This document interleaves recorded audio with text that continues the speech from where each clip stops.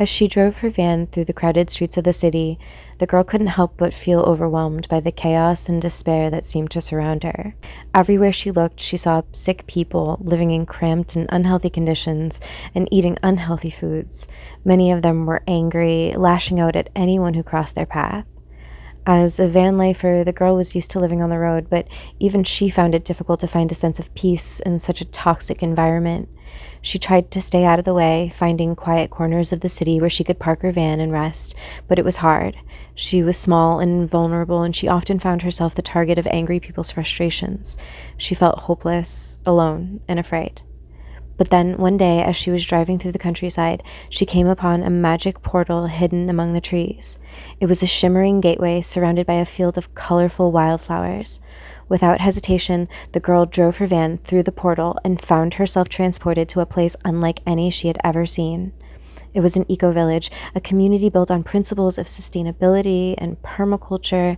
Everywhere she looked, there were people living in harmony with the earth, using advanced technology to make human labor unnecessary.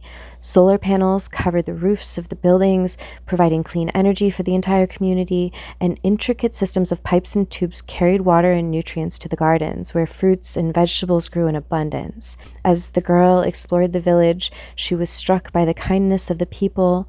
They welcomed her with open arms, and she quickly made friends with many of them. She learned that they had an egalitarian approach to governance, with everyone having an equal say in the decisions that affected the community, and she was amazed to discover that they shared the profits of their ventures equally, ensuring that everyone had a fair share of the wealth. And then, to her amazement, the girl's van began to transform. Solar panels unfolded from the roof, and a system for capturing rainwater appeared. A hydroponics garden sprouted up from the back, and other built-in gardens for growing food appeared. Suddenly, her van was self-sustaining, powered entirely by the sun, and able to grow its own food. The girl couldn't believe her eyes. She'd always dreamed of living in a Solarpunk van, and now her dream had come true. She knew that she had found a special place, a place where she could be happy and safe, and as she watched the sunset over the horizon, she knew that she had finally found a home.